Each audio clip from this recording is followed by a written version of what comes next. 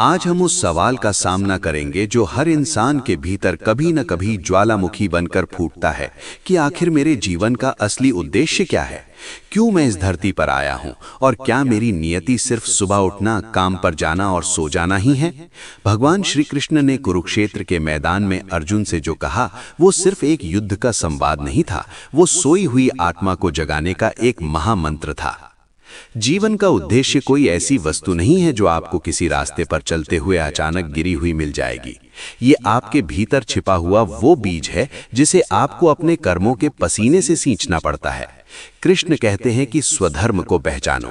स्वधर्म का अर्थ ये नहीं है कि आप क्या करना चाहते हैं, बल्कि इसका अर्थ ये है कि आप किस काम के लिए बने हैं।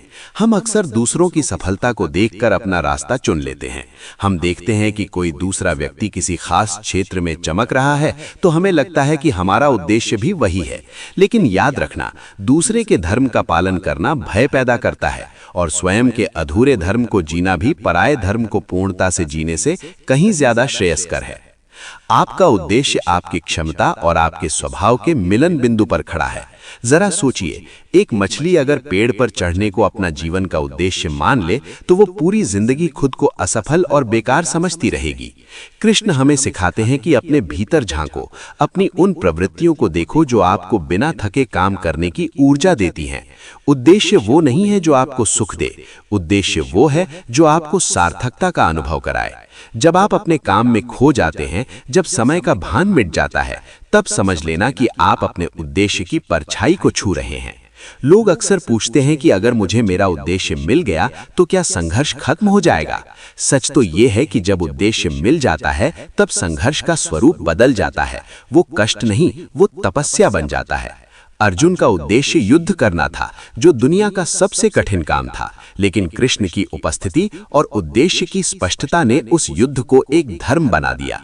आपको ये समझना होगा कि आपकी वर्तमान परिस्थितियां, चाहे वे कितनी भी विपरीत क्यों ना हो, आपके उद्देश्य तक पहुंचने की सीढ़ियां हैं। हर बाधा आपको ये सिखाने आती है कि आप उस बड़े उद्देश्य के लिए कितने तैयार हैं। हमारा मन बहुत चंचल है, ये हर पल बदलता रहता है। आज हमें कुछ और अच्छा लगता है, कल कुछ और, लेकिन आत्मा की पुकार स्थिर होती है। कृष्ण कहते हैं कि जो व्यक्ति इंद्रियों के वश में है वो कभी अपने जीवन का लक्ष्य नहीं पहचान पाएगा, क्योंकि उसकी ऊर्जा बाहरी दुनिया के शोर में बिखरी हुई है। शांति में ही सत्य सुनाई देता है। अपने दिन का कुछ समय मौन में बिताएं। खुद से सवाल करें कि अगर आज आपके पास दुनिया की सारी सुख सुविधाएं हों तो भी आप ऐसा क्या करना चाहेंगे जिससे आपको लगे कि आपका होना सार्थक है। वो काम जो आप बिना किसी पुरस्कार के लालच के कर सकें, वही आपके जीवन का मार्ग है। उद्देश्य की तलाश में फल की चिंता सबसे बड़ी बाधा है। हम अक्सर इसलिए रुक जाते हैं क्योंकि हमें लगता है कि जो हम कर रहे हैं उसका परिणाम तुरंत नहीं मिल रहा। कृष्ण का कर्मण्यवधिकारस्ते का सिद्धांत यहां सबसे सटीक बैठता है। जब आप फल की चिंता छोड़कर केवल उस क्रिया में डूब जाते हैं तो वो क्रिया ही आपको आपके गंतव्य तक ले जाती है। आपका उद्देश्य कोई मंजिल नहीं है, बल्कि वो ढंग है जिससे आप अपनी यात्रा तय करते हैं। क्या आप ईमानदारी से जी रहे हैं? क्या आप अपनी पूरी क्षमता का उपयोग कर रहे हैं? यदि हां, तो आप अपने उद्देश्य के पथ पर ही हैं। अक्सर हमें लगता है कि जीवन का उद्देश्य कोई बहुत बड़ा काम करना ही होगा, जैसे कोई बड़ी खोज करना या महान नेता बनना। लेकिन कृष्ण की दृष्टि में एक सफाई कर्मचारी का अपने काम को पूरी निष्ठा और भक्ति के साथ करना एक राजा के राजधर्म निभाने के बराबर ही महान है। उद्देश्य की महानता कार्य के आकार में नहीं, बल्कि उस कार्य के पीछे की भावना में होती है। जब आप अपने कार्य को ईश्वर की सेवा मानकर करते हैं तो आपका हर छोटा कदम एक दिव्य उद्देश्य बन जाता है। अपने भीतर के उस जुनून को पहचानिए जो आपको रातों को जगाए रखता है और सुबह खुशी खुशी बिस्तर छोड़ने पर मजबूर करता है। अगर अभी तक वो नहीं मिला है तो रुकिए मत, खोजते रहिए। ये मत सोचिए कि आपकी उम्र निकल गई है या आप बहुत पीछे छूट गए हैं। जिस क्षण आप जाग जाते हैं वहीं से आपका नया जन्म होता है। कृष्ण ने अर्जुन को गीता तब सुनाई जब युद्ध शुरू होने वाला था, यानी अंत के समय में भी शुरुआत की संभावना होती है। आपकी विशिष्टता ही आपका संकेत है। भगवान ने संसार में किसी भी दो इंसान को एक जैसा नहीं बनाया है। आपकी उंगलियों के निशान अलग हैं, आपकी सोच अलग है, आपके अनुभव अलग हैं। इसका मतलब है कि इस ब्रह्मांड की योजना में आपके लिए एक ऐसी जगह सुरक्षित है जिसे आपके अलावा कोई और नहीं भर सकता। अगर आप अपना काम नहीं करेंगे तो वो काम अधूरा रह जाएगा। यही आपकी जिम्मेदारी है और यही आपका उद्देश्य है। भीड़ का हिस्सा बनना आसान है, लेकिन अपनी पहचान बनाना साहस का काम है। दुनिया आपको डराएगी, लोग आपकी हंसी उड़ाएंगे और आपका अपना मन भी आपको संशय में डालेगा। लेकिन याद रखना, कृष्ण ने कहा था कि जो मन को जीत लेता है उसके लिए मन सबसे अच्छा मित्र है, लेकिन जो ऐसा नहीं कर पाता उसके लिए मन ही सबसे बड़ा शत्रु है। अपने संदेहों को ज्ञान की अग्नि से जला डालिए। ये जीवन एक युद्ध क्षेत्र है और आपकी प्रतिभा ही आपका गांडीव धनुष है। इसे उठाइए और अपने लक्ष्य की ओर संधान कीजिए। जुनून वो नहीं है जो बस कुछ दिन रहे, जुनून वो है जो हारने के बाद भी आपको फिर से खड़ा कर दे। उद्देश्य वो आग है जो आपको जलाती नहीं बल्कि आपको कुंदन बनाती है। जब आप अपने स्वार्थ से ऊपर उठकर कुछ ऐसा करते हैं जिससे दूसरों के जीवन में प्रकाश आए, तब आप साक्षात ईश्वर के कार्य का हिस्सा बन जाते हैं। कृष्ण प्रेम और सेवा के अवतार थे। उन्होंने सिखाया कि निस्वार्थ भाव से किया गया कर्म ही जीवन को पूर्णता देता है। क्या आपने कभी गौर किया है कि जब आप किसी की मदद करते हैं या अपना श्रेष्ठतम प्रदर्शन देते हैं तो आपको एक अजीब सी शांति महसूस होती है? वही शांति आपके उद्देश्य का पता है। उस दिशा में बढ़िए जहां आपकी आत्मा को तृप्ति मिले, न कि केवल आपके अहंकार को। समाज के बनाए गए पैमानों पर खुद को मत तौलिए। सफलता का मतलब सिर्फ पैसा या प्रसिद्धि नहीं है। सफलता का मतलब है अपने भीतर की संभावनाओं को पूरी तरह से जी लेना। समय तेजी से बीत रहा है। हर बीतता पल आपको आपकी मृत्यु के करीब ले जा रहा है। ये बात डरावनी लग सकती है, लेकिन यही सत्य आपको उद्देश्य की तलाश के लिए प्रेरित करना चाहिए। आपके पास व्यर्थ गंवाने के लिए एक भी सेकंड नहीं है। अपनी ऊर्जा को शिकायतों में मत लगाइए। ये मत कहिए कि मेरे पास संसाधन नहीं थे या मुझे किसी ने सहारा नहीं दिया। कृष्ण ने बिना शस्त्र उठाए पूरा युद्ध जिता दिया था, क्योंकि उनकी शक्ति उनके संकल्प में थी। आपका संकल्प ही आपका सबसे बड़ा संसाधन है। उठिए, अपनी आंखों से धुंध को साफ कीजिए और देखिए कि यह संसार आपसे क्या मांग रहा है। आपकी कौन सी योग्यता इस दुनिया के किसी दुख को कम कर सकती है? आपका कौन सा हुनर किसी के चेहरे पर मुस्कान ला सकता है? जब आप अपनी योग्यता को दुनिया की जरूरत से जोड़ देते हैं तो वहीं से उद्देश्य का जन्म होता है। डर को त्याग दीजिए, क्योंकि डर केवल भविष्य की एक कल्पना है जो वर्तमान को नष्ट कर देती है। कृष्ण आपके साथ हैं, आपकी चेतना के रूप में, आपके सारथी बनकर। बस आपको अपनी डोर उन्हें सौंपनी है और अपने कर्म पथ पर अडिग रहना है। याद रखें, आप यहां केवल उपभोग करने नहीं आए हैं, आप यहां सृजन करने आए हैं। आप उस परम चेतना के अंश हैं और एक अंश में भी पूरे सागर की शक्ति समाहित होती है। अपनी शक्तियों को पहचानिए, अपनी सीमाओं को चुनौती दीजिए और एक ऐसा जीवन जिएं जो दूसरों के लिए एक उदाहरण बन सके। जब आप अपने उद्देश्य को पहचान लेते हैं तो पूरी कायनात आपको उससे मिलाने की साजिश करने लगती है। मार्ग कठिन हो सकता है, लेकिन उस मार्ग पर मिलने वाला आनंद बेमिसाल होगा। अपनी अंतरात्मा की आवाज को दबने मत दीजिए। वो धीमी जरूर होती है, लेकिन वो कभी झूठ नहीं बोलती। उस आवाज का पीछा कीजिए, चाहे वो आपको अनजाने रास्तों पर ही क्यों न ले जाए। जीवन का असली रोमांच उसी अनजाने को जानने में है। अपनी कमजोरियों को अपनी ताकत बनाइए। कृष्ण ने सिखाया कि कैसे एक साधारण सा ग्वाला ब्रह्मांड का स्वामी बन सकता है, तो आप तो फिर भी उनकी सबसे सुंदर रचना है।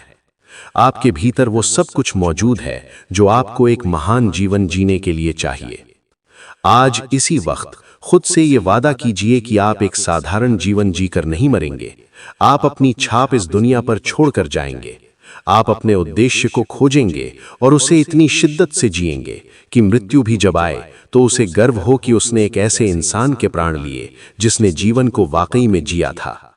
इस यात्रा में कोई अंत नहीं है, केवल निरंतर विकास है। हर दिन एक नया अवसर है, हर चुनौती एक नई सीख है। आपकी यात्रा अभी शुरू हुई है। जब हम कहते हैं कि हमें कर्म करना है, तो इसका मतलब ये नहीं कि हम किसी मशीन की तरह बस काम करते रहें। कृष्ण का संदेश है योगः कर्मसु कौशलम, यानी कर्मों में कुशलता ही योग है। कुशलता का अर्थ है पूरी जागरूकता। जब आप अपने जीवन के उद्देश्य की दिशा में कदम बढ़ाते हैं तो शुरू में धुंध छा सकती है। आपको लगेगा कि आप अकेले हैं, लेकिन वही वो समय होता है जब आपकी परीक्षा ली जाती है। क्या आप तब भी चल सकते हैं जब रास्ता दिखाई न दे? उद्देश्य की स्पष्टता रातों रात नहीं आती, ये उस साधक को मिलती है जो चलने का साहस दिखाता है।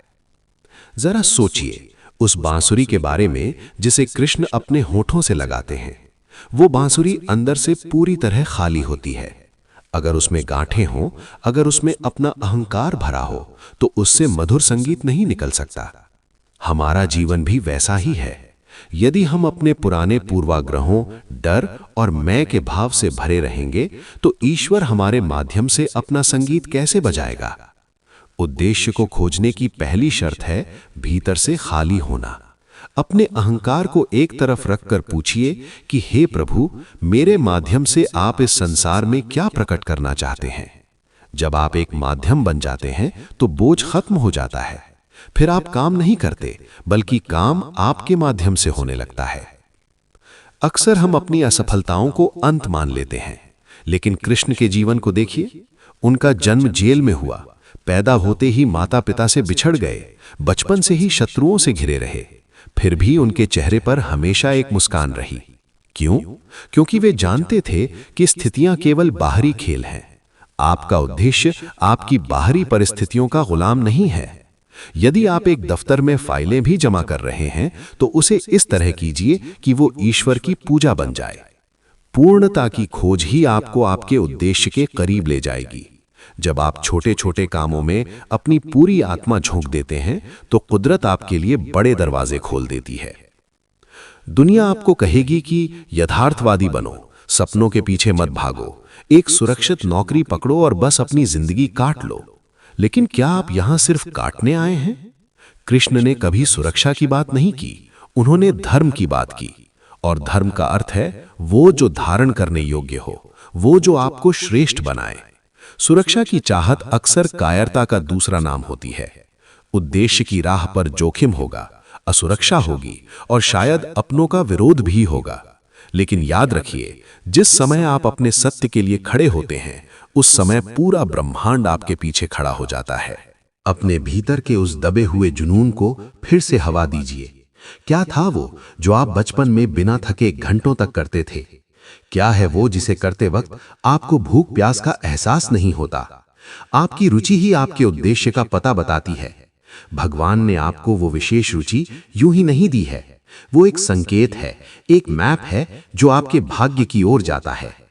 लोग कहते हैं कि समय बदल गया है, अब वो बातें काम नहीं आती, लेकिन सत्य कभी पुराना नहीं होता। आज की भाग दौड़ भरी दुनिया में कृष्ण का संदेश और भी ज्यादा प्रासंगिक है, क्योंकि आज इंसान के पास सब कुछ है, बस स्वयं के लिए समय नहीं है। जब आप खुद को जान लेते हैं, तो आप ये भी जान लेते हैं कि आप इस ब्रह्मांड की एक महत्वपूर्ण कड़ी हैं। आपका उद्देश्य केवल अपना पेट भरना नहीं है, बल्कि उस चेतना को ऊपर उठाना है जिसे आप लेकर आए हैं। दूसरों की मदद करना, ज्ञान बांटना या बस अपने हिस्से का काम ईमानदारी से करना, ये सब उस बड़े उद्देश्य के हिस्से हैं। कृष्ण कहते हैं कि जो व्यक्ति दूसरों के कल्याण में लगा रहता है, उसे कभी दुर्गति नहीं मिलती। आपका उद्देश्य हमेशा स्वार्थ से बड़ा होना चाहिए। जब लक्ष्य खुद से बड़ा होता है, तो उसे पूरा करने की शक्ति भी अलौकिक मिलती है। घबराइए मत अगर आपको अभी तक अपना रास्ता नहीं मिला। कभी कभी रास्ता खोजने की प्रक्रिया ही खुद में एक उद्देश्य होती है। आप जो ठोकरें खाते हैं, जो आंसू बहाते हैं, वो आपके चरित्र को गढ़ रहे होते हैं। बिना तप के कोई भी सोना कुंदन नहीं बनता। आपके जीवन की हर पीड़ा, हर असफलता आपको आपके उद्देश्य के लिए तैयार कर रही है।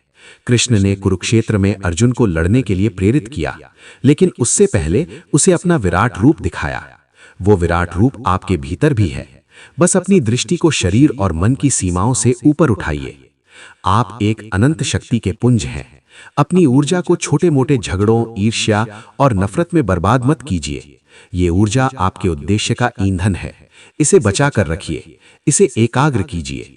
जब एक लेंस सूर्य की किरणों को एक बिंदु पर केंद्रित करता है, तो वो कागज को जला सकता है। उसी तरह जब आपका ध्यान अपने जीवन के लक्ष्य पर केंद्रित होगा, तो दुनिया की कोई भी बाधा आपको रोक नहीं पाएगी।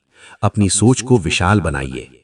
मैं नहीं कर सकता इस वाक्य को अपने शब्दकोश से निकाल दीजिए, क्योंकि आपके भीतर वो बैठा है जो सब कुछ कर सकता है। जैसे जैसे आप इस पथ पर आगे बढ़ेंगे, आप पाएंगे कि आपकी जरूरतें कम होने लगी हैं और आपका संतोष बढ़ने लगा है। ये एक संकेत है कि आप सही दिशा में हैं। उद्देश्य पूर्ण जीवन में एक गजब का अनुशासन होता है जो बाहर से नहीं थोपा जाता बल्कि भीतर से उपजता है। आपको सुबह उठने के लिए अलार्म की जरूरत नहीं पड़ेगी, आपका उद्देश्य ही आपकी नींद उड़ा देगा। आप हर दिन को एक उपहार की तरह देखेंगे, एक ऐसी संभावना की तरह जहां आप खुद को थोड़ा और बेहतर बना सकें। कृष्ण का जीवन हमें सिखाता है कि उत्सव मनाना भी एक उद्देश्य है। अपने काम को बोझ मत बनाइए, उसे एक नृत्य बनाइए। जब आप आनंद में होते हैं तो आप ईश्वर के सबसे करीब होते हैं। अपनी कला, अपने व्यवसाय, अपनी शिक्षा, इन सब को एक उत्सव की तरह जिएं। जब आप हंसते हैं, जब आप प्रेम करते हैं, जब आप पूरी तन्मयता से काम करते हैं, तो आप अपने जीवन के उद्देश्य को ही जी रहे होते हैं। उद्देश्य कोई दूर खड़ा पहाड़ नहीं है जिसे एक दिन फतह करना है। उद्देश्य वो हर कदम है जो आप जागरूकता के साथ उठाते हैं। इस ऑडियो को सुनते हुए अपनी आंखें बंद कीजिए और उस असीम शांति को महसूस कीजिए जो आपके भीतर है। वही आपका केंद्र है, वहीं से सारी प्रेरणा आती है। दुनिया का शोर बंद हो सकता है, लेकिन आपके भीतर का संगीत हमेशा बजता रहता है। उसे सुनिए, वो आपसे कह रहा है कि आप महानता के लिए पैदा हुए हैं। आप भीड़ का हिस्सा बनने के लिए नहीं, बल्कि भीड़ को रास्ता दिखाने के लिए आए हैं। अपनी विशिष्टता को गले लगाइए, दूसरों की नकल करना बंद कीजिए और अपनी कहानी खुद लिखिए। आपकी कहानी के लेखक आप खुद हैं और कलम आपके हाथ में है। कृष्ण केवल मार्गदर्शक हैं, लड़ना आपको ही होगा। और याद रखिए, युद्ध केवल बाहर नहीं है, असली युद्ध आपके अपने भीतर के आलस्य, संशय और प्रमाद से है। इस युद्ध को जीतिए और आप पाएंगे कि पूरा संसार आपका स्वागत करने के लिए तैयार खड़ा है। उद्देश्य का मार्ग सीधा नहीं होता, इसमें मोड़ आएंगे, चढ़ाई आएगी, लेकिन हर मोड़ पर आपको एक नया आप मिलेगा और अंत में आप पाएंगे कि जो आप खोज रहे थे वो तो हमेशा से आपके साथ ही था। जीवन का उद्देश्य ढूंढना कोई मानसिक कसरत नहीं है, ये एक आध्यात्मिक साहस है। कृष्ण कहते हैं कि जो इंसान अपनी इंद्रियों को वश में करके बुद्धि को स्थिर कर लेता है, उसे ही परम सत्य दिखाई देता है। आप अपने चारों ओर देखिए, ये सृष्टि कभी रुकती नहीं। सूर्य समय पर उगता है, नदियां निरंतर बहती हैं और ऋतुएं अपने क्रम में बदलती रहती हैं। प्रकृति का हर कण अपने धर्म का पालन कर रहा है, केवल मनुष्य ही है जो असमंजस में है। और जानते हैं क्यों? क्योंकि भगवान ने आपको चुनने की शक्ति दी है। बाकी सब कुछ प्रोग्राम्ड है, लेकिन आप अपनी नियति खुद रच सकते हैं। यही स्वतंत्रता आपका सबसे बड़ा उपहार है और सबसे बड़ी जिम्मेदारी भी। अक्सर हम अपने उद्देश्य को सफलता के तराजू में तौलने लगते हैं। हमें लगता है कि अगर हम अमीर बन गए या प्रसिद्ध हो गए तो उद्देश्य पूरा हो गया। लेकिन कृष्ण ने द्वारका के राजा होते हुए भी सुदामा के पैर धोए। उन्होंने ब्रह्मांड का स्वामी होते हुए भी अर्जुन के रथ के घोड़ों की सेवा की। इससे हमें क्या सीख मिलती है? यही कि सेवा ही उद्देश्य का उच्चतम शिखर है। जब आपका हुनर दूसरों के काम आने लगता है, जब आपकी वाणी किसी के टूटते दिल को सहारा देने लगती है, जब आपका ज्ञान किसी के अज्ञान को दूर करने लगता है, तब समझ लेना कि आप साक्षात कृष्ण के कार्य को आगे बढ़ा रहे हैं। उद्देश्य वो नहीं जो आपको बड़ा बनाए, उद्देश्य वो है जो आपको उपयोगी बनाए। अपने भीतर के उस डर को आज हमेशा के लिए विदा कर दीजिए कि लोग क्या कहेंगे। कुरुक्षेत्र के मैदान में अगर अर्जुन ये सोचकर बैठ जाता कि उसके सगे संबंधी उसके बारे में क्या राय रखेंगे, तो आज हमारे पास गीता का ज्ञान नहीं होता। याद रखिए, जब आप अपने सत्य पर चलते हैं तो शुरू में दुनिया आपका विरोध करेगी, लेकिन अंत में वही दुनिया आपके चरणों में झुकेगी। आपका उद्देश्य आपकी व्यक्तिगत संपत्ति नहीं है, ये उस परमात्मा का ऋण है जो आपको चुकाना है। आपने जो कुछ भी इस संसार से लिया है, चाहे वो शिक्षा हो, संस्कार हो, ये सुविधाएं हो, उसे एक बेहतर रूप में वापस लौटाना ही आपका वास्तविक मिशन है। जीवन कोई समस्या नहीं है जिसे सुलझाना है, ये एक वास्तविकता है जिसे अनुभव करना है। हम अक्सर क्यों के चक्कर में कैसे को भूल जाते हैं। क्यों का उत्तर समय आने पर मिल जाएगा, लेकिन कैसे आपके हाथ में है। आज का दिन आप कैसे जिएंगे? क्या आप इसे अपनी पुरानी शिकायतों में बिताएंगे या इसे एक नई संभावना की तरह देखेंगे? उद्देश्यपूर्ण जीवन जीने वाला व्यक्ति कभी थकता नहीं है, क्योंकि उसकी ऊर्जा का स्रोत उसका अपना अहंकार नहीं, बल्कि वो ब्रह्मांडीय शक्ति होती है जिसे वो समर्पित हो चुका है। जब आप कहते हैं मैं कर रहा हूं, तो आप थक जाते हैं। जब आप कहते हैं वो मुझसे करा रहा है, तो आप अनंत ऊर्जा के स्वामी बन जाते हैं। अपनी तुलना किसी और से करना बंद करें। गुलाब की अपनी महत्ता है और चमेली की अपनी। अगर गुलाब चमेली बनने की कोशिश करेगा तो वो अपनी सुगंध और अपना अस्तित्व दोनों खो देगा। आप जैसे हैं अद्वितीय हैं। आपकी कमियां भी आपके उद्देश्य का हिस्सा हो सकती हैं। शायद आपकी तकलीफें ही आपको वो संवेदनशीलता दें जो दूसरों के दर्द को समझने के लिए जरूरी है। कृष्ण ने सिखाया कि हर स्थिति का उपयोग किया जा सकता है। उन्होंने युद्ध जैसी विनाशकारी स्थिति का उपयोग मानवता को सबसे बड़ा जीवन दर्शन देने के लिए किया। आप भी अपनी विपरीत परिस्थितियों को अपने उद्देश्य का खाद बना सकते हैं। मौन की शक्ति को पहचानिए। आज की दुनिया शोर से भरी है। सोशल मीडिया का शोर, अपेक्षाओं का शोर और आपके अपने विचारों का शोर। इस शोर में उद्देश्य की वो कोमल आवाज दब जाती है। दिन में कम से कम 15 मिनट एकांत में बैठें, बिना किसी फोन के, बिना किसी किताब के, बस अपनी सांसों को महसूस करें। जब आपका मन शांत झील की तरह स्थिर हो जाएगा, तब आपको अपनी आत्मा की परछाई साफ दिखाई देगी।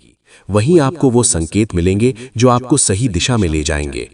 उद्देश्य कोई बाहरी चमक नहीं, वो तो आपके भीतर जल रहा एक छोटा सा दिया है जिसे बस आपके ध्यान की जरूरत है।